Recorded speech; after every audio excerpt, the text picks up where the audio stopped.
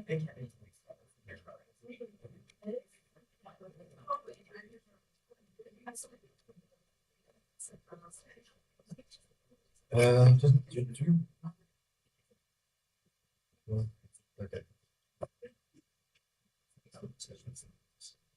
All righty.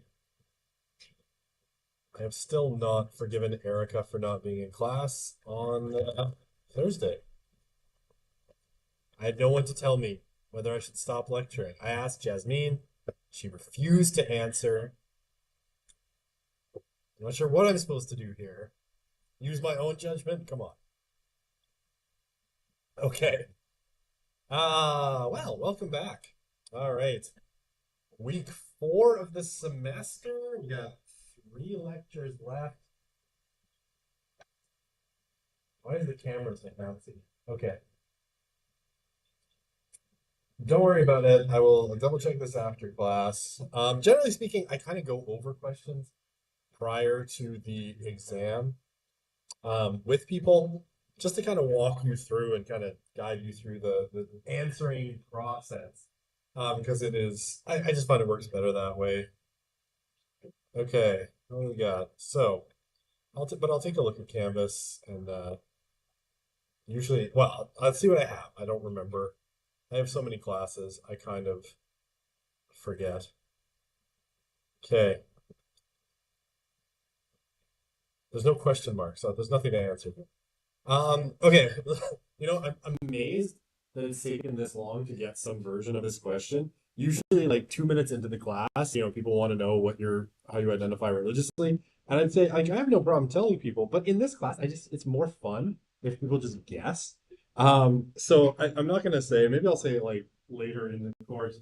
But yeah, I mean, I just like to be mysterious about this and have people guessing. And I've gotten everything from, that I'm an ardent atheist to I'm like, some version of like an evangelical preacher to like a Buddhist, right? Like hardcore Zen Buddhist.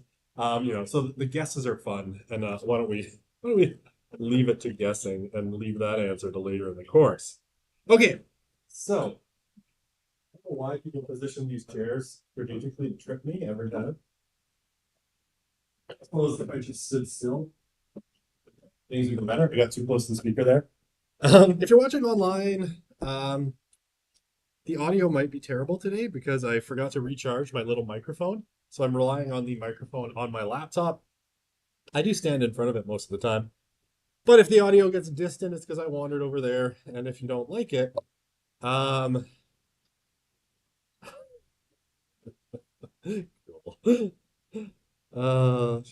Really at my core, I suppose I'm a Monophysite, right? Maybe a bit of an Aryan. Who knows? Um, One bonus point to whoever guesses correctly. Oh man, if you could actually guess correctly, that would be something special. Okay. So, what was I talking about? I don't remember. Oh yeah, if I wander away and you can't hear me, that's because I moved away from the microphone because yeah, my little cordless one. I forgot to charge it, and I usually have a battery pack and I can charge the thing in like 2 minutes, but it's in my backpack, which is in my office. I didn't have time to go get it. So, no worries, we're just gonna deal with it. And you can always show up in person too. That works. If the audio is too bad, well, stuff happens. Sometimes we forget. And I was, busy deep diving into a bunch of like religious data from the comparative election study in the US. in my hour and a half break between classes, and I forgot to check the microphone. Also, I'm going to pre-apologize. That's pre-apologize if my laptop has a meltdown in the middle of this lecture. For whatever reason, the last 2 days, it'll be running fine, and then it loses its connection to its video driver, and suddenly it will not project onto the screen. And this has happened twice in the last 2 days. And I thought I had solved it yesterday, so I didn't bring my backup laptop, but it happened again today. So if it freaks out, I'll just pull up the lecture on the terminal here. But hopefully it doesn't happen. I think I've gotten to the root of the problem, but you never know. And it's honestly just random. I'll be like doodling and talking, and all of a sudden that goes black, and then I can't project anything anymore. So, it takes a minute to fix. All right. So let me go forward, and then we'll go back to this question. Okay.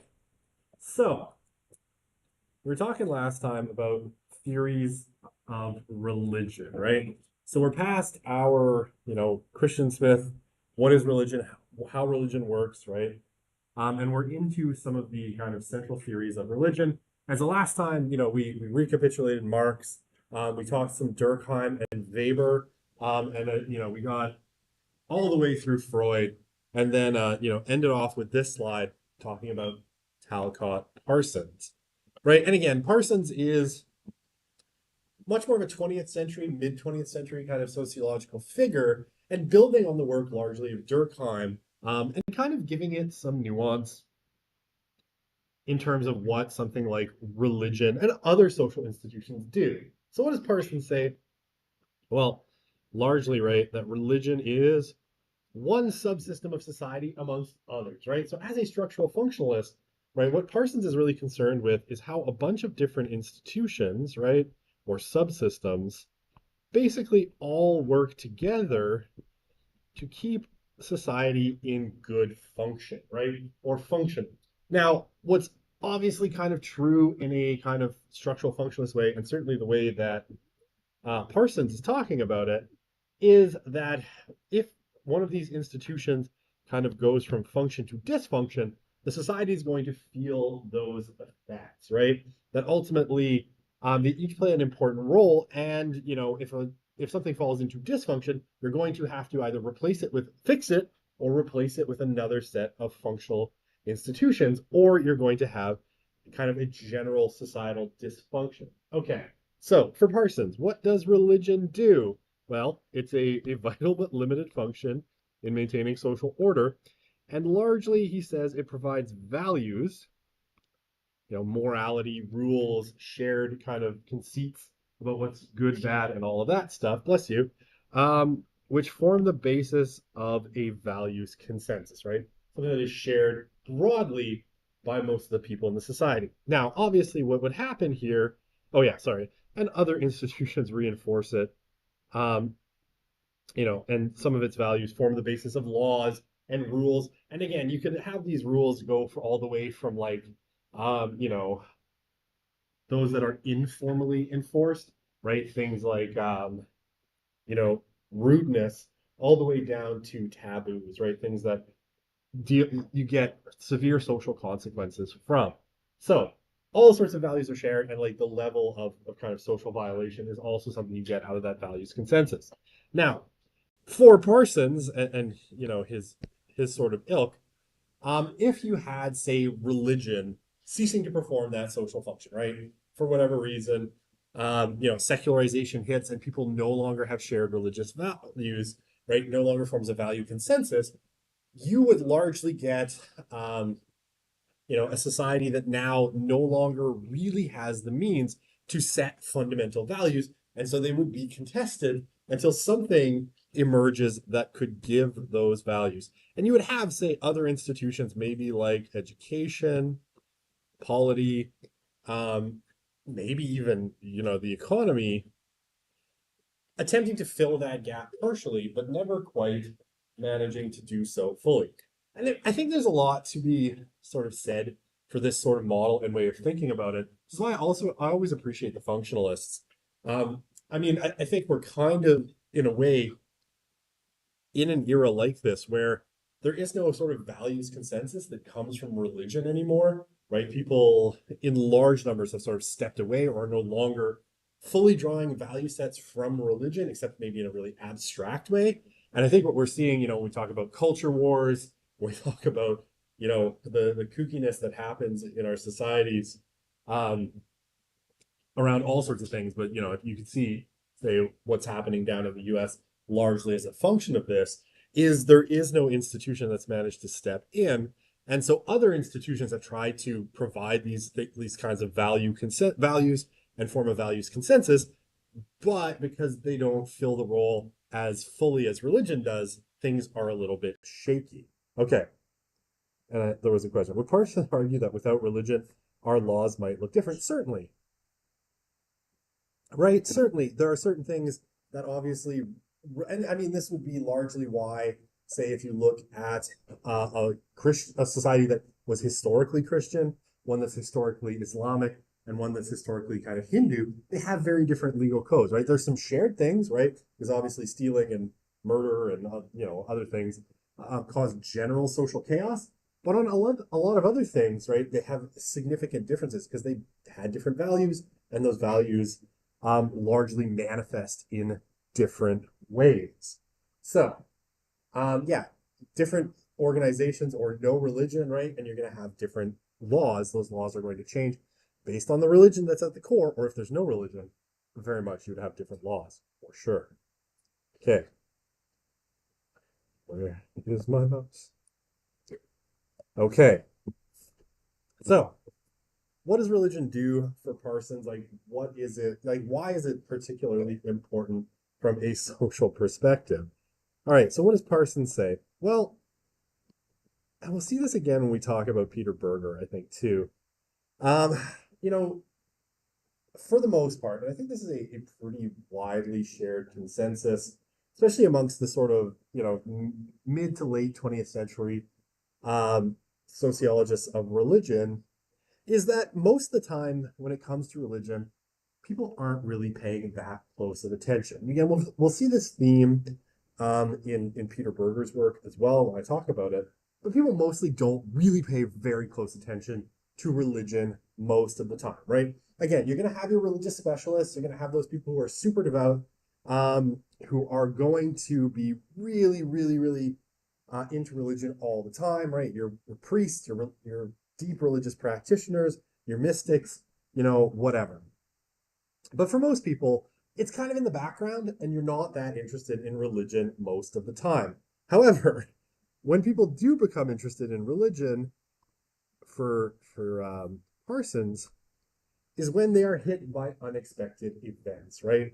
Sudden illness, premature death, natural disasters, right? These are moments where, people largely finding circumstances to be outside of their control, then sort of lean into our superhuman powers, with the assumption, I think, and again, now I'm like interpreting Parsons through the lens of Smith, so I'm sorry about that.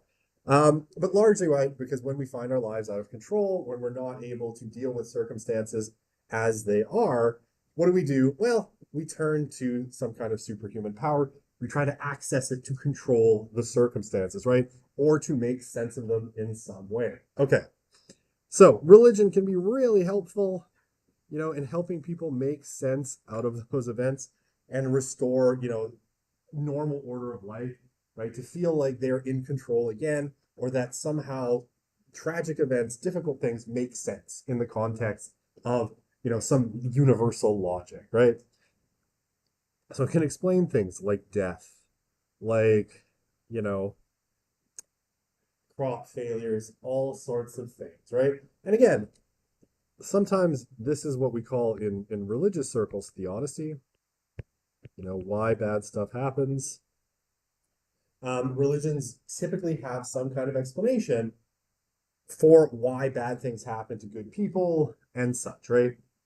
And there's all sorts of different theodicies that you can talk about, right? There's a rich literature of like Christian theodicies and Islamic theodicies, and others as well, Jewish theodicies, of course. All explanations for why bad things happen, right? Why there's crop failures. And again, these can range from, very sophisticated to very simplistic, all the way from like, well, it was God's plan, all the way to, something much more, much more complex, which I won't get into. But yeah, there's really simplistic ones and then really complex ones, right? The thunder god is angry, and that's why, bad stuff has happened. Okay.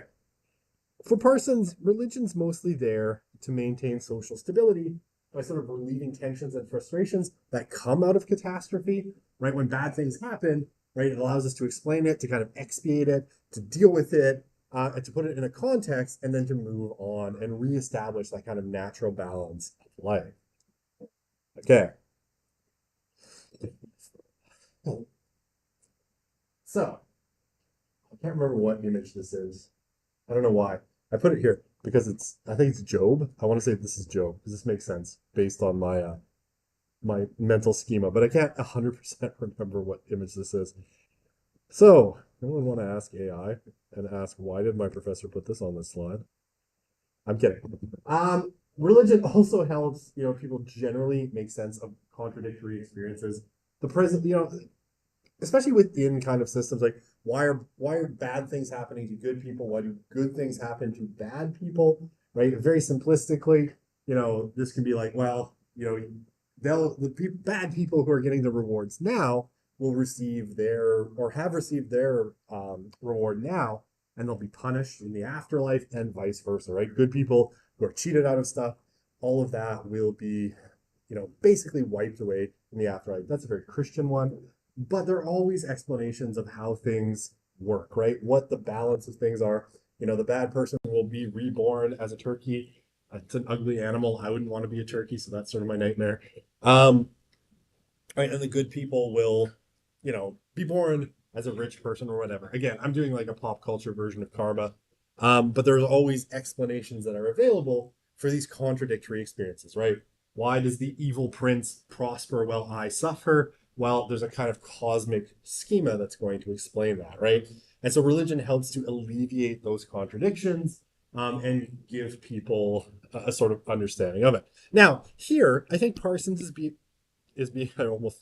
my pen flew off to the side. Parsons is channeling a bit of Marx, in this kind of thinking, right? This is a little bit of the opium of the people kind of thinking about what religion does. So Parson is definitely there in that same kind of thinking that religion has a sort of salutary effect on those who are suffering, in allowing them to make sense of that suffering and ultimately sort of feel better about it so that it doesn't trouble them all the time. And so in this way, it would be a sort of a socially stabilizing agent again, because it's like, okay, you don't have to decapitate the king or overthrow the empire, right? You can just chill. You can relax. They'll get theirs in the afterlife. It's not up to you to overthrow the social order.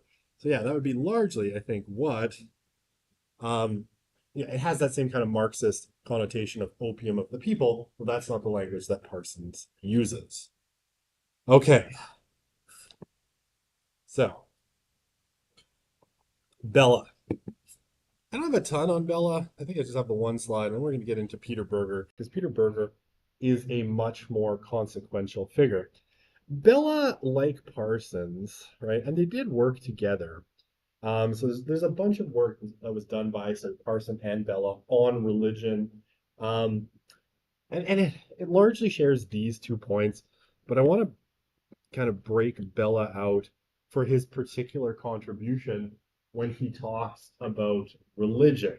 So Bella, functionalists like Parson, like Durkheim, saw religion largely as serving an important social function. And like Bella, what he thought was that religion evolves over time, right? So that religion isn't necessarily static. It is constantly changing, right? It's adapting itself to social circumstances so that, the religion of, say, the 16th century isn't going to be the same as the religion of the 21st century, right? They are going to change over time, reacting to different social forces. So, I mean, sometimes you'll get, I don't know, it depends what circles you run in. Certainly some of the circles that I sort of orbit, You hear a lot of things like, oh, the traditionalist way was best. We need to go back to tradition. I know this exists in Christianity. I know it exists in Islam and Judaism, certainly. Um, I know this is always kind of funny because I'm like, well, yes, but those religious systems were operating at different times in different social circumstances, so you know, uh, they would not work today because the systems are different. I sometimes think of like, I have a few people that I know who are very committed to like going to Latin masses, only masses in Latin, and they're Catholic, obviously. And I always think of them more as like LARPers than actual like live action role playing, right? Rather than actually like traditional Catholics, because they're playing at an idea of what they think traditional Catholicism was. They don't like it when I call them Catholic LARPers, weirdly, but okay, we all have our problems. So, right, largely this is driven by my shared belief with Bella that religions do in fact evolve over time, right, and they respond to different social circumstances. Now, Bella, like most of our scholars so far, right, most of these thinkers, was largely what you would call a secularization scholar or a secularization thinker, right? In that he believed that what was going to happen over time was that, how to put this? Well, very simply, like a lot of them, and when we talk about secularization, you'll already know this, that as we entered into modernity, right? So you should hear that same language that we heard when I talked about Max Weber, right? Modernity is toxic to religion. And so as we can explain more things through science, more things through reason and rationality, traditional religion would ultimately fade away.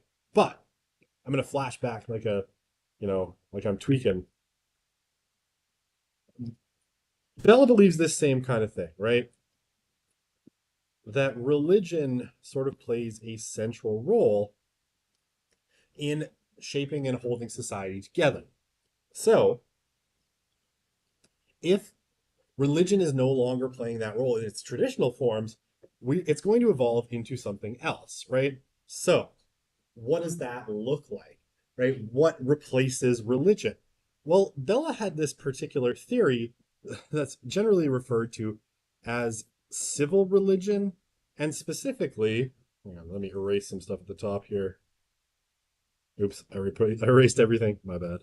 Civil religion, I'm just going to recircle it. He's specifically concerned with American civil religion. And this term, to this very day, gets bandied about a lot. Now, why? Um, well, obviously, we talked about this when we're talking about our definitions of religion, right? If we take especially that functional definition of religion, right? The idea that religion does certain things in society by providing things like values, symbols that motivate people towards specific kind of cultural and social ends. What Bella's noticing is that nationalism in particular, right? And he's talking about American nationalism specifically does a lot of those things, right? That, let's say we take Gertz's definition that we talked about earlier in the course, right? That religion is a system of symbols. And what does that system of symbols do? Well, it establishes long-standing motivations in people. I'm butchering Gertz's definition, but you can go look it up because I don't remember it verbatim. Um, but right, it establishes long-lasting moods that make people act in certain ways. And so he said, well, what's replacing religion, in our circle graph, if someone could pop that's near the back, could pop that door shut, just so that we don't get the bleed over of sound into the room, right? So we had, religion, family, politics. Oops, I can spell, etc. All the things that are in this graph, right? From that other slide. When you get rid of religion, what are you going to do? Well, you have to replace it with something. And he thinks essentially nationalism or civil religion, right? So civil religion is going to replace it. Okay. So he says civil religion, right? Replacing traditional religion as traditional religion decline. And this sort of makes sense, right? Living through that kind of middle part of the 20th century, what you would notice, and what would be really, really apparent is that you've come out of, say, an 18th and 19th century where you had, wars of religion. I guess in more in the 17th century, wars of religion that were largely based around kind of forming nation states. And then two world wars where, the battles were fought between these very nationalistic kind of nation states, France and England, or the UK, America, Germany, Austria, Hungary, and then, like the Russia and the Soviet Union, right? These nation states colliding with each other, bringing about just tremendous death and destruction. And therefore, something has to be driving that. And what Bella essentially says is it's all being driven by the fact that civil religion or essentially nationalism is replacing traditional religion. And so all of the things that used to motivate, people to do like religious wars are now motivating people to do wars of the nation state, right? Okay. So, I mean, we could, if we wanted to, spend some time critiquing that particular view of Bella, because really the wars, the so-called wars of religion, of the kind of late Middle Ages, are largely wars of emerging nation states. There's a lot of religious mixing, but let's not dwell on this too much. Okay, so civil religion, right? He comes up with this idea of civil religion is any belief system that didn't rely on a conception of God or gods, but which still inspired passionate mass response with members displaying a high degree of commitment to the belief system.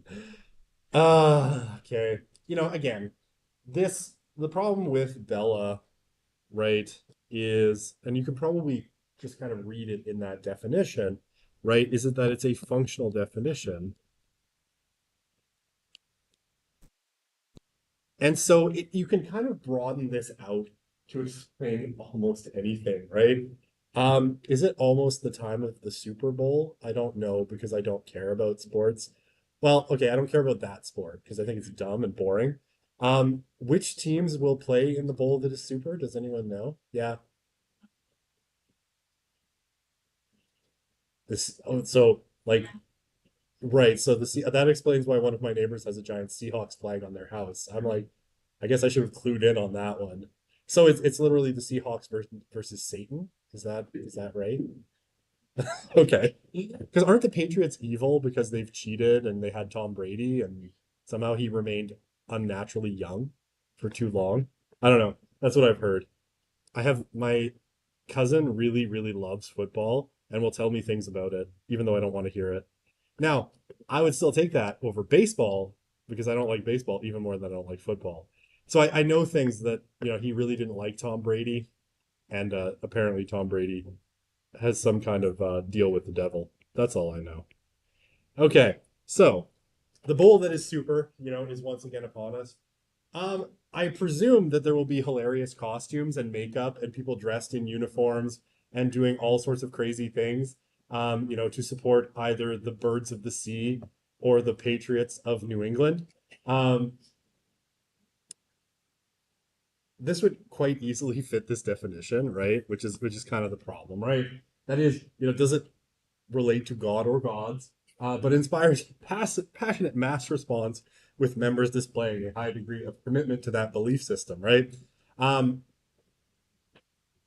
it kind of fit, you could make it fit something like, a sports club. Like I said before, Concordia, I don't know if they still do. They did for a few years have a whole course on the Montreal Canadiens as a religious system, which sounds fun until you realize it's kind of predicated on a bad definition of religion. Um, I should write the professor and tell him that, probably. That would probably be helpful. I think they'd appreciate that. Um, so this kind of civil religion, you know, responds largely to secularization and the fact that traditional religion didn't seem to be motivating people as much, but other things, were giving shared values. Now, again, what comes to be a problem, and I guess we definitely see this in the later 20th century and in the 21st century, is that civil religion doesn't entirely hold.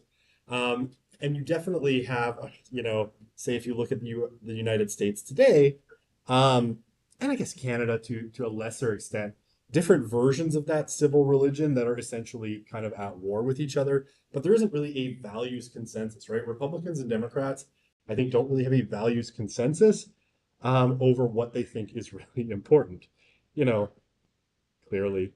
Okay, so what could be examples of this, right? American nationalism, Nazism, Marxism, all kind of fit the bill. And again, I think it makes sense that Bill is talking about this largely because coming out of the Second World War, right, you'd be distinctly aware of how, say, Nazism really stepped into an almost quasi-religious space in German society at the time. Okay.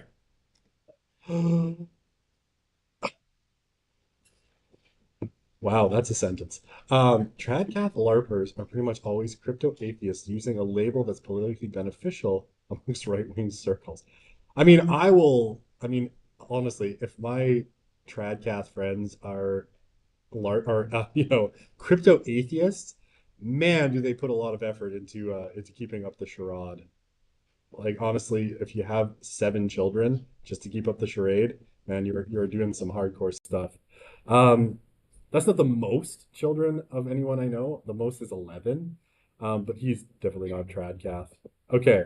Speaking of Catholic LARPers, dudes who are obsessed with Catholicism, the Roman Gothic and conquest aesthetics. I don't think I've met any of these people, but send them my way. That sounds kind of cool.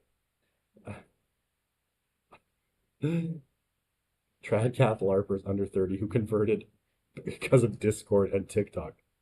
Okay, again, haven't met well, I've met a few of those, but I guess I don't know them well enough to know that they're crypto atheists. Are you wrong to associate civil religion with being kind of cult-like? Like with that definition, if you were really passionate, couldn't a lot of things fit? I will say, right, when we come to civil religion, it would definitely make sense of, oh, blah, blah, blah. I want to be careful what I say here because I'll out myself. Um, my political beliefs, which I don't really keep to myself, but nonetheless. Certainly, right, when you get into cults of personality, and I won't say which leaders in the world today have a cult of personality, it rhymes with Trump. Um, you're definitely into something where I could see someone using a definition like civil religion to explain what's going on, right? Because you elevate this person to a quasi-religious figure. So I have to laugh because when I think of Donald, and he's such a bizarre figure for evangelicals in particular, but Roman Catholics too, to have latched onto, because he's just the worst. Like, even from a religious perspective, it's not like this is a tremendously moral person. It's just someone who flouts how immoral they are. Um, and I've never quite understood it. It's like, I slept with so many women, and traditional religious conservatives who apparently don't like that are like, yeah. So it's never quite made sense to me, but I understand there's other things that they're resonating with Trump, the machismo, the I'll give you what you want and you are my people, even though I am not one of you. Um, so anyway, no more Trump talk. But yes, it can be kind of cult-like, and in a lot of cases, I do think it adopts a sort of, especially that kind of focus on the charismatic leader, which you definitely saw like in Nazism, in Soviet like Stalinist communism, certainly. And I don't want to compare Donald Trump to Hitler and Stalin because that isn't fair. He hasn't done nearly as bad of things as Hitler and Stalin yet. Um, but yeah, it's definitely there's some shared things there. Okay, enough Trump talk. Moving on. Someone with 9 kids probably isn't in it for God specifically. Okay, let's not speculate on people's motives for having children. They just really wanted to buy the 12 passenger van. Yes, please.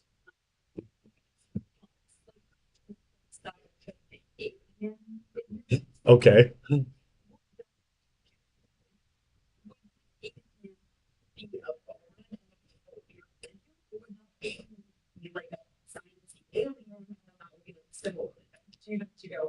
I get what you're saying. Yeah. So I don't think it would fit in civil religion, right? Because civil religion is, as far as Bell is thinking, is really widely shared, right? So it's like whole societies kind of have to adopt this.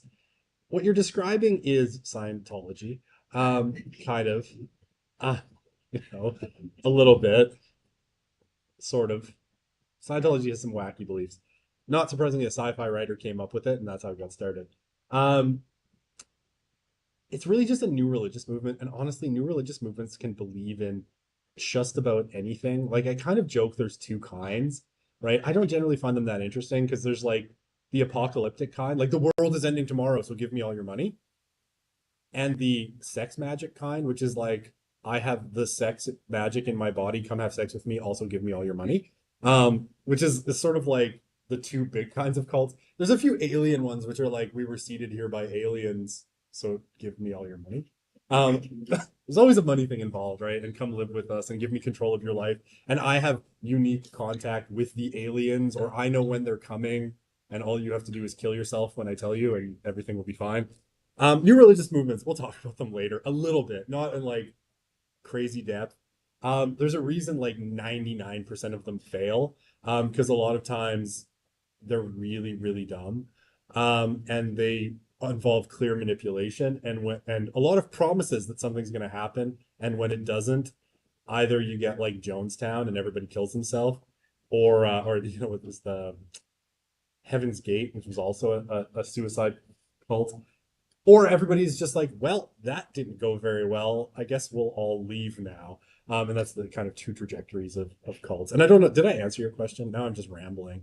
Cults they're fun in the sense that they're interesting and wacky. But when you get right down to it, it's almost always something like, I'm God. Okay. I'm Jesus come back. Huh. In Texas, you say. How odd. Right? But you know what's weird? And I'm going to tell you one weird thing and then we'll move on. Cults almost always appeal to really educated people.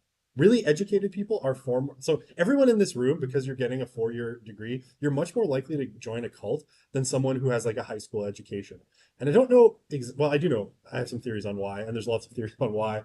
But yeah, you're much more vulnerable to it. And because the smarter you are, weirdly, the more likely you are to join a cult. Because you thinking you're so smart, you think you can't be fooled, right? And you think no one could pull one over on me. And so you're much more likely to fall prey to con men if you're really, really smart, especially on this religion stuff. Anyway, we'll talk about that later. It's super fun, I guess, maybe. Don't join a cult. There's several in Edmonton. If you have questions, you're like, is this a cult? I will happily answer that question. The answer is almost always yes. Okay, so let's talk about my buddy Peter. I mean, we never met. He's dead, but I still consider him a friend.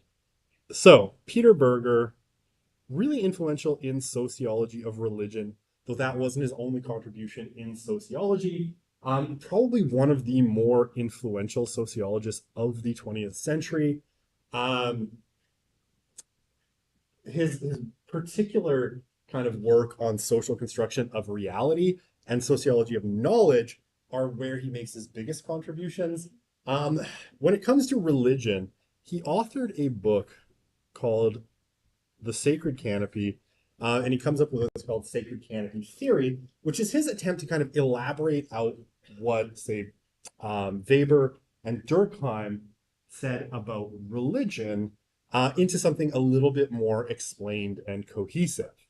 Okay, so all of this is predicated on his basic view that reality is socially constructed. Okay, I will say one other thing. Let me say one other thing before I start. Sacred canopy theory, though I don't think I have it in the slides, is a secularization theory. So the whole thing is predicated on an idea that as societies progress, they will get less religious, right? So he's right there in this long tradition with, Marx, Durkheim, Weber, Thomas Jefferson, all of the Enlightenment thinkers, and all of that jazz, and thinking that, yes, society will become less religious as time goes on. Okay, so core belief. Humans and their social world exist together in a dialectical relationship. So, what does this mean? Well, society is a product of human beings, right? Um, we form the societies we live in. We can change their shape, we can change their form, we can change the rules, we can change the relationships. They are malleable things that are produced by human beings. However, humans are also the product of their societies. And here, oh, there's this great Marx quote, and I always get the wording slightly wrong. But Marx, I was in the German ideology, I can't remember, but he has this kind of line that says, you know, man makes history, but in circumstances not of his own making. And this is basically the idea that Berger is getting at with the social construction of reality, right? That basically, we shape society. We are agents that can reshape society. Like if we want to reject the rules right now, right, we can advocate for it. We can push. We can get laws changed. If we wanted to appoint Mark Carney as king of Canada, right? It's possible, right? That could be a possible structure, and his descendants shall rule us forever, right? That would be a possible outcome that we could advocate towards, right? We could strip all rights away from women or men or anything, right? Um, we are in control of society. However, not as a sort of like, oh, like it doesn't, we don't spring, into existence with no social programming, right? We come out of certain social circumstances. And so there's this kind of back and forth, right? You are the product of a society, right? The society that you grew up in, that you were raised in, the traditions you were taught, the values, the norms, the history, right? All of these sorts of things, right? And if you go back and look at, say, the history of just like the legal system of, say, a Christian society or the West versus, say, an Islamic one, you immediately read those histories and you're like, yeah, I clearly see how our legal trajectory and our society comes out of this 2,000-year engagement with a particular value system, right? So we are produced out of that society, but we can also reshape it, right? So there's this kind of back and forth. You're shaped by your society, but you can reshape your society. And the next generation will be shaped by the society you pass on to them, and they can reshape that, right? So it's always this back and forth process, right? And there will be long periods of social stability followed by, these kind of punctuated moments of change where things are going to be different than they were, right? So that's our kind of dialectic, a very Marxist term. Okay. Now, Berger, I don't think this is really widely debated. We live in a world like, oh, sneeze, excuse me. Okay, I fought it off successfully, I think, or not. Okay, I can do this. Drink some coffee. You'll be fine.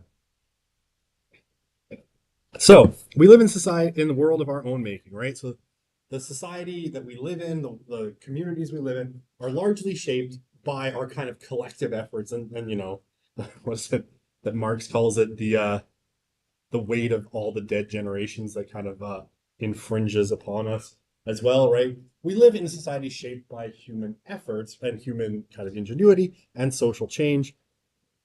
And he includes religion in this as well, right? So Berger very much kind of like Parsons, right? Parsons and Bella um, views religion as this evolving thing, right? Again, the religion of people in 1600 or 900 AD is going to be different than the one that we have today, largely because it's reacting to changing social circumstances, and we innovate and we change, right? Religions often like to say like we are unchanged since the beginning, but I don't think that's true of any religious system. They're always evolving with the times, right? They'll have ancient parts and modern parts. So religion's included in this for Berger, but religion's also really, really important because it helps us make sense of the world, right? And we see this, as a theme in a lot of these theories. Why would people bother with religion if it wasn't useful? It clearly is, right? And part of that use is making sense of the world. So, like I said when I was talking about Parsons, this point from Berger, generally people are not too worried about existential things, right? About the afterlife or the state of their souls, or whatever it happens to be, right? How they'll be reborn. whatever it happens to be. Most people just don't have time for it. And historically, right, it's just not something that most people, it's at the front of mind all the time. But what he says is occasionally there is a rupture, right? The ordinary kind of mundane parts of our lives get ruptured and, something changes. So this can be all sorts of things, right? Dreams or nightmares are remembered and affect waking life. This is less common, say, in like a Western context. I have a lot of kind of African friends or know a lot of people, who moved here from Africa. And for them, dreams are really central, right? When they have dreams, they take them much more seriously than I take my dreams. Um, you shake it off, whatever. I have this recurring dream of a place I used to work, right? No matter what happens, I'm always stuck in this place. Enterprise Rent-A-Car, for some reason, like in my nightmares, I return to this place over and over again. Um, to this very day, I'm like, how did I end up working here again? This is like, if I'm like vaguely conscious when I'm dreaming, I'm like, oh, I'm here again. It's supposed to be a nightmare. Right? I don't take those very seriously. I don't think God is sending me a message to return to Enterprise Rent-A-Car. If God is doing that, then God can go get stuffed because I'm not going back. Um, I don't think that's it anyway. But right, some cultures take dreams and nightmares very seriously, right? And especially if there's a religious context to them, they can be seen as quite monumental. Okay, powerful experience, more common, powerful experiences, like sitting in nature, can provoke really deep, like philosophical and spiritual questions, right? The Greeks had a term for this, I think it's thasmazine, which is like the wondering at how crazy it is that any of this stuff is here, which, they thought was the beginning of philosophy, right? It was like, why would anyone worry about, silly philosophical questions? Because they had this moment of like, holy cow, look a mountain or a sea, or, look how intricate the feather on that bird is. All of these things, right, could provoke these really deep existential questions, right? And I remember a couple of years ago, I think probably like with the first second time I taught this class, I had a student email me after, and they were describing, this very kind of experience. I think they said they were in Thailand, and they looked up and there was a full moon in the sky, and they were just so awestruck with the beauty of this moon in the sky that they shifted from being like an agnostic to kind of, I guess at the time, a spiritual seeker, right? They were asking religious questions, right? And this is the kind of thing that happens, right? You're just awestruck with something, the birth of a child, whatever it happens to be, the beauty of nature, who knows, right? Could this beautiful sunset, this dog is now staring at the sunset, wondering about God. Um, could the beautiful sunset really be the result of random natural processes? Or is there something behind it, right? These are the kinds of questions that happen. And they can range from the very mundane, right? Moons over Thailand to, something much more profound, and much less mundane. Okay. And death, right? Death and illness, particularly, either you facing your own mortality or, when someone and particularly care about dies, right? It brings into focus the questions of meaning and mortality, not morality, mortality. Um, you know, it breaks up the business as usual. And hopefully, I hope for you that you've never experienced the death of someone you're really close with. As someone who's had friends die, I can tell you, right, when you have someone who's like 32 die, it breaks up business as usual, and it can send you into a sort of spiral in lots of ways, right? So it breaks you out of that mundane thing where every day kind of seems the same. So these are all moments of rupture. And there's more than this, right? There are more possibilities of rupture that can be imagined, but these are just the kind of big categories that Berger talks about. Okay, how are we doing here?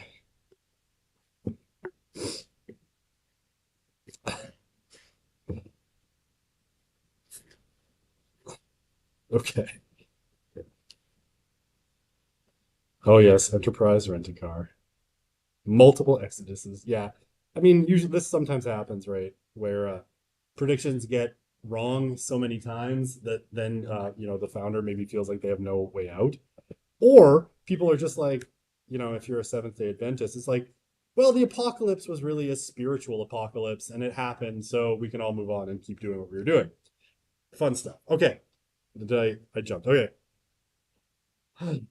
Symbolic universes. This is where Burger stuff gets a little bit complicated here and in plausibility structures. So, for Peter Berger, the primary way that human beings make life meaningful and kind of properly integrate, right? So, what does that mean, right? So, you understand and you can kind of treat the world as a cognitively like comprehensible or unified whole that you can act in without too many problems. The principal way that we do this is by creating symbolic universes, right? Basically, meaning systems that tell us how everything relates to it, to one thing to another.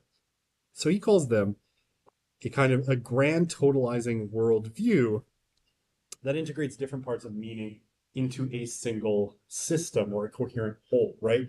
So basically, we all live in a symbolic universe, right? We have different kind of ways of understanding how the world works, where meaning comes from, right? You can include things like, in a symbolic universe, things like ontology. So what do you think the nature of the world is, right? Epistemology. How do you learn about the world, right?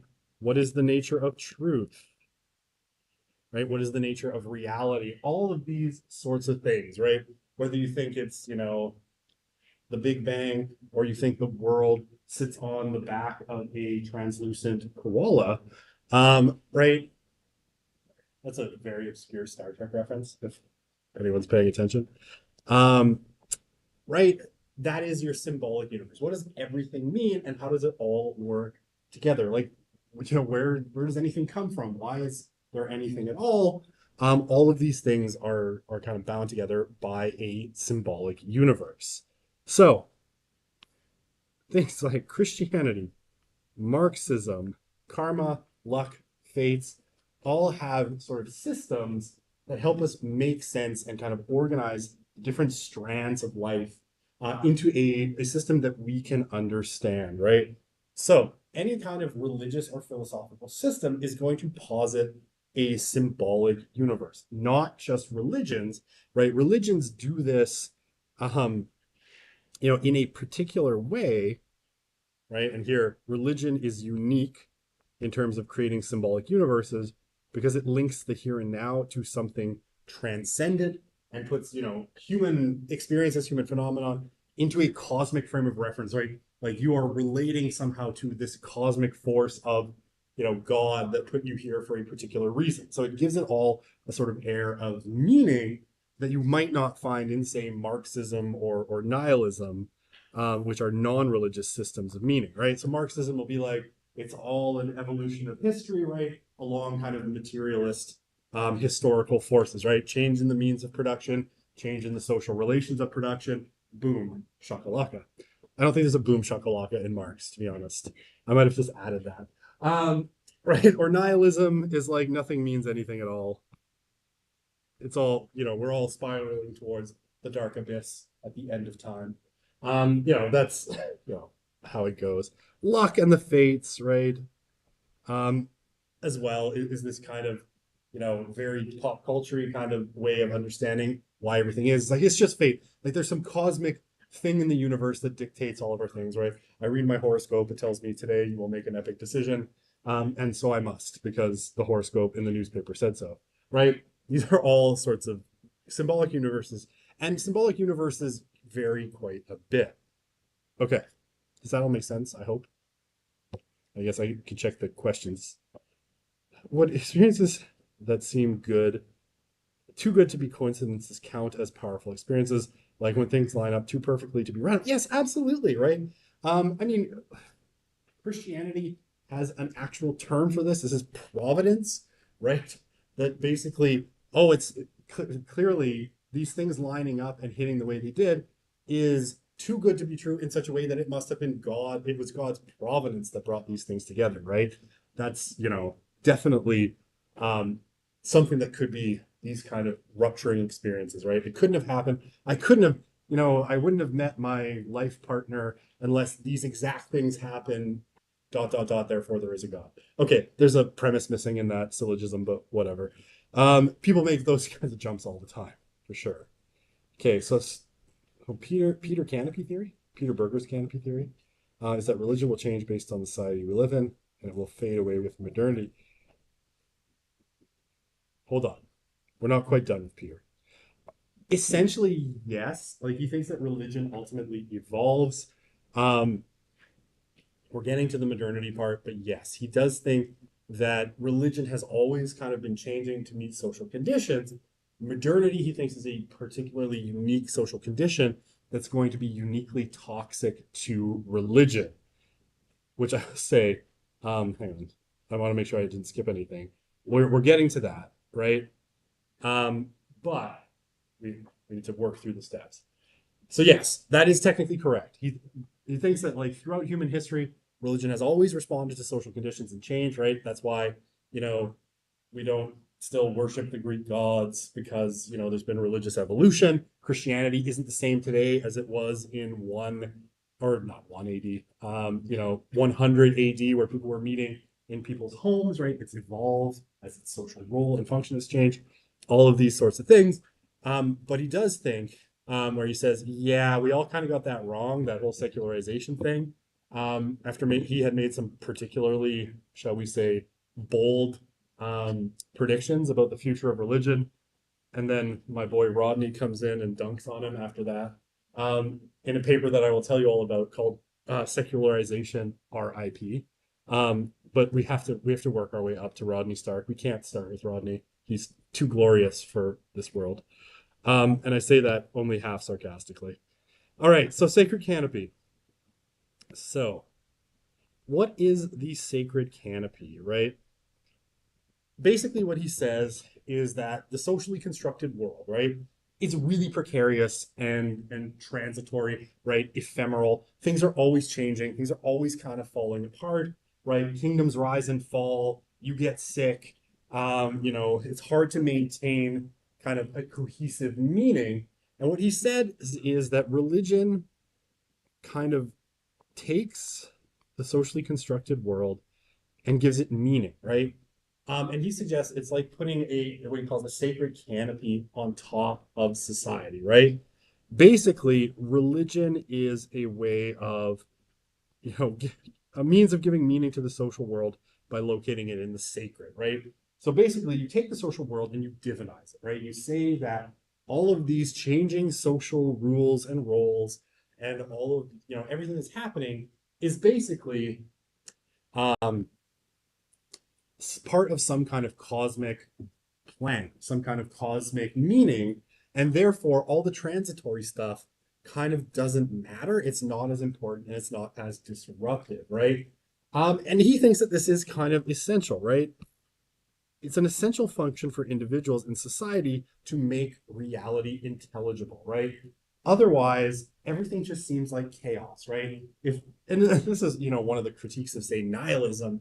It's like if nothing has any meaning, right? Everything is just chaos, and it becomes really hard for human beings to live in that if there's no order to anything, right? If it's everything is just random, right? It's like everything's going along great, and you just get cancer or you get hit by a bus or someone you love gets cancer or hit by a bus, right? Or your nation gets invaded and destroyed, right? These are traumatic things that's hard for human psychology to deal with. So religion will tell a story, right? And like I talked about this a little bit at the beginning of the course, right? This is kind of what St. Augustine does in the book City of God. He kind of creates a sacred canopy for, kind of late antiquity, early medieval society. It's like, okay, there's, the city of man, which is like all these kingdoms, they come and go. But then there's the city of God, which is like the church and God's plan for the world, and that's forever, right? So whatever comes and whatever little changes happen, you're the emperor now or you're the king now, and Rome has fallen, but Berlin has risen or whatever, right? Those things don't really matter because at the end of the day, there's this greater meaning to everything. And that's the sacred canopy, right? The church is eternal, so it doesn't matter that Rome fell. Those kinds of things. I hope that makes sense. Yeah, it's the first time I used the city of God to explain Peter Berger, but it makes sense. Okay. I keep thinking I'm missing a slide here. I am not. All right. So, for Berger, right? I said most of this already. Religion is a social construction made by humans that affects human behavior, right? So people act based on their religious understandings. Berger's really careful, and Berger was a Protestant, and I believe at times had been a Protestant kind of preacher. Um, so he wasn't suggesting that there was no God, right, or gods.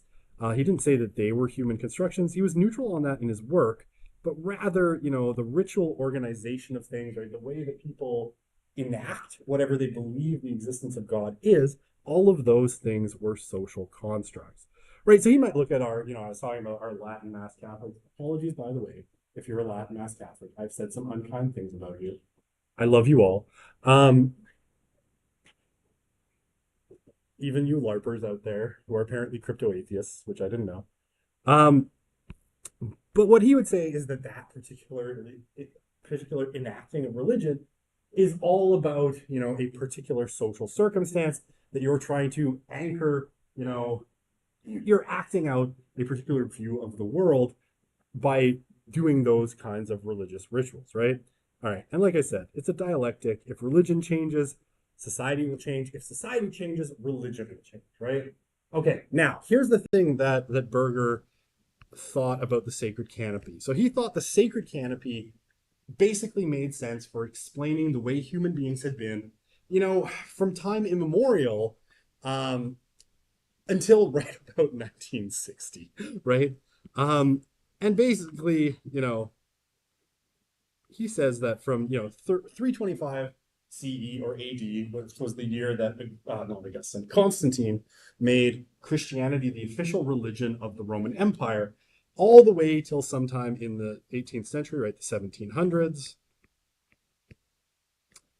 Christianity was the West's sacred canopy, right? It had been this thing that explained the whole world, all the changes that royal society could all be explained or held under this sacred canopy. It starts to break down with the scientific revolution for Berger, right? That process of rationalization that Weber talks about. And he thought it had completely broken down by the 1960s. Okay, so he is an advocate of secularization thesis, right? Now, okay, I don't know if this is funny. Berger once made this prediction that by the year 2000, right, that the few remaining religious people that existed in the world would be huddled together in isolated communities, hiding from the onslaught of a secular global modernity. Which, of course, he was 100% right. There are no religious people left, right? They are all gone by the year 2000. This class is a weird historical abstraction. Why are you taking sociology of religion since religion doesn't exist anymore? Obviously not, right? And this is where, in 1998, he comes back and he's like, so about that thing. And he recants, and then Rodney Stark sort of dunks on him in a not gently, and then dunks on everyone else who ever made the prediction. Rodney is not the nicest fellow. Well, we'll get to him. Okay, so he was an advocate in secularization thesis, right? And basically, what he says is that sacred canopy was torn to shreds by modernity, right? That with the coming of modernity, religion was no longer able to explain everything. So, like Christianity, and then he's thinking like eventually Islam, Hinduism, right? All of the other religions, Judaism, would all get sort of ripped apart, their meaning systems ripped apart by modernity, right? By the fact that they don't make sense anymore in a highly rationalistic setting. Okay, I think I'm like, where's plausibility structures? I was afraid that I'd skipped over something important, and I had not. All right, so secularization, he thinks, has two elements, right? The objective one, religious institutions and symbols lose their influence in culture and society. And the subjective one, which he calls the secularization of consciousness, right? Many individuals in the West, he thought, looked at the world without religious interpretations, right? The basically They didn't need religion to understand anything, so consciously they had like they had been secularized in their own minds, right? And we'll come to this again when we talk about secularization theories, because we're going to talk about what I call neo-secularization, and Mark Chavez, and he has this category of micro-secularization, which is really, really close to this idea of secularization of consciousness. Um, it's essentially kind of the same idea. So, to the objective, what you might call macro secularization, what we certainly will call macro secularization later, and subjective secularization. And as part of the objective part, I'll say here, one of the things that Berger's pointing to is what he calls institutional differentiation. And this is where institutions that used to run, largely through religious organizations, split off from those religious organizations and become independent. So think here of schools and hospitals as two of your big ones, and the social welfare system, all which used to be coordinated through like the church. And increasingly, as we move into the 20th century and we get the formation of the welfare state, they start to differentiate, right? So the medical system becomes its own system, independent of the church. You don't need nuns at the hospital anymore because you have doctors and nurses, right? And schools as well. They split off. Not all at once. It takes a while, but gradually kind of these all become their own institutions. So that's differentiation. And I love this picture. I found this on Google Images years ago, right? For secularization. And it's just like, everybody loses their hat. And that's secularization, which I don't know, kind of works. Okay, how am I doing for time? Oh, and Erica's not here to tell me to stop, so nothing can stop me. Piper, thanks a lot. 15 whole minutes left. All right, let's see if there's questions. Oh, my buddy Rodney. No questions. Perfect. All right, so my buddy Peter. Why is those things? Right? Okay. So why would you get the breakdown of like a sacred canopy? Well, he thinks it's down to kind of three things. And these will become pretty foundational when we talk about most theories of secularization, because they're sort of at the core of secularization in most accounts. So the first one is obviously scientific rationalism, right? And we've talked about this. Science will offer a lot of explanations for things that previously fell, into the realm of religion, right? So, Foucault talks about this, in Madness and Civilization, right? You went from, people who were mad, right, crazy, that was because of the demonic, to, oh, it's a mental illness caused by some kind of dysfunction in the brain, right? As we categorize more of the world, right, the idea is like the gaps where you needed God kind of shrink and shrink and shrink and shrink. And suddenly, right, there's just no reason to have religion at all. Now, the other ones are I think, intuitive as well, but a little bit less, a little bit more mundane. Urbanization, largely pointing back to kind of Durkheim's thinking, is that the move out of the medieval village, which was like pretty uniform and very close and tight knit, into urban centers really upends a lot of the way society ran, right? It used to be you knew everybody that lived, in your vicinity. You all shared the same belief system, and that shared belief system sort of was reinforcing, right? So like we're all living in medieval France. We're all Catholic, and by all being Catholic, we all reinforce this idea that we're all Catholic, right? Or you're living in, Syria in the 14th century, everyone is Muslim, and so it's, that has a reinforcing effect that everyone is Muslim. You all share the same worldview, so there are no challenges. That kind of breaks apart with the Industrial Revolution and people moving to the cities. Suddenly, you don't know your neighbors, right? You don't know where they came from. There's less shared values. Groups start to mix in different ways, and there's never as cohesive a society or kind of culture as there was in the medieval village. So, like I said, he's drawing this largely from, say, Durkheim. Pluralism, right, goes along with that urbanization. What happens as populations mix more and more, and you'll get, religious mixing, Catholics and Protestants initially, but later on, right, mixing of all sorts of different religions. As you get, and Marxists, so atheists and agnostics and I don't know, other things, nihilists and all that jazz. As you mix more with different people of different belief, and you're aware of these different beliefs, your beliefs become less secure because suddenly your ideas are being challenged more, and you're simply aware that there's more possible different views of the world. So that kind of idea of a sacred canopy as like a shared belief system that everyone had breaks down, right? Because now you're like, well, I mean, I have this particular worldview, but Tom does, so Tom doesn't, right? So Tom's out here. Oh, this is my best drawing ever, by the way. He's outside the sacred canopy. So, okay, or is it a hole? All right, the metaphor is broken down. Right? More different kinds of belief leads to questioning of your own beliefs more. Okay. So, now this is a fairly philosophical point. So let's not worry too much about it. For Berger, the roots of secularization he thought could be found in Christianity itself, right? That ultimately Christianity was particularly notable amongst religions for killing the gods, right? Like Christianity, especially what it had done in the ancient world, was basically to consign all the gods of antiquity to the dustbin of history and replace all of those gods with itself, right? So all the pagan religions that used to have all of these gods, and they all kind of used to get along.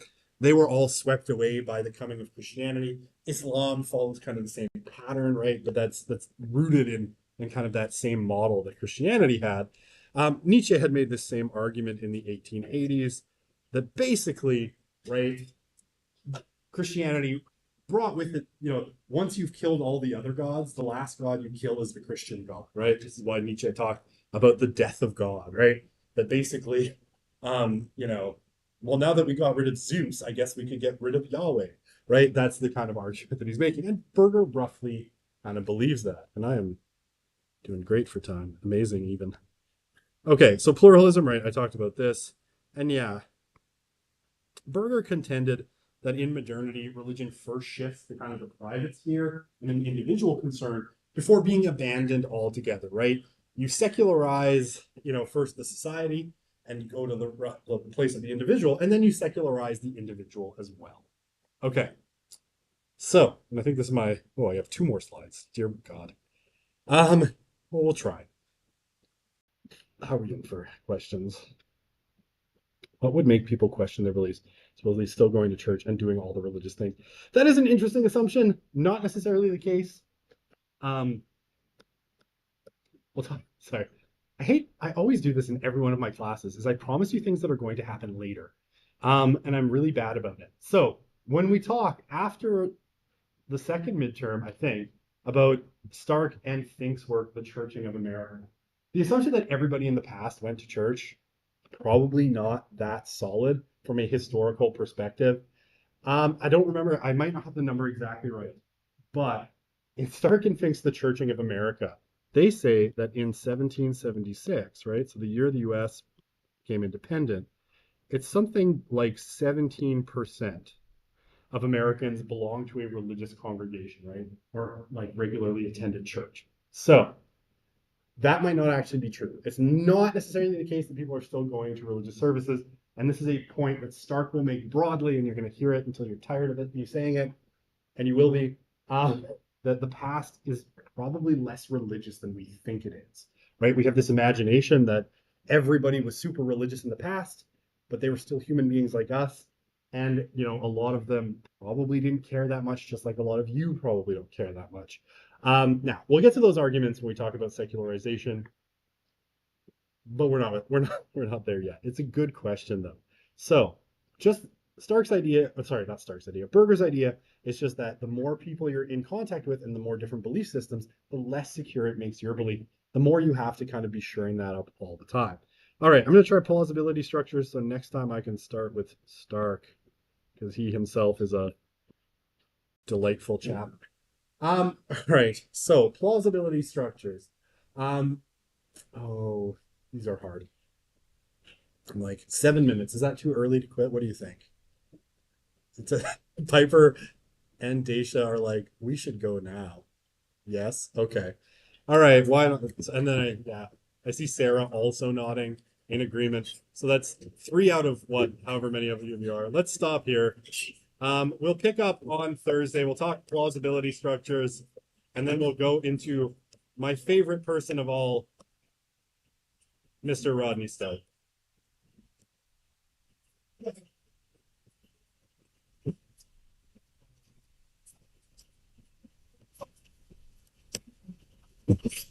So, we're using this nice word I wrote. Okay, So, no, run. Follow, but you don't have to answer it if it's like we'll get to it later. I can answer it now and we'll get to it later too. Would this like questioning their religion thing really only happen to people who like got secure in their religion before? Because I'm just wondering if it's like people who are like, I love religion and like I go to church all the time or like whatever. Would they question this? Be don't have other religions, or would they be like, no, I'm still like fine being Catholic because I'm Catholic?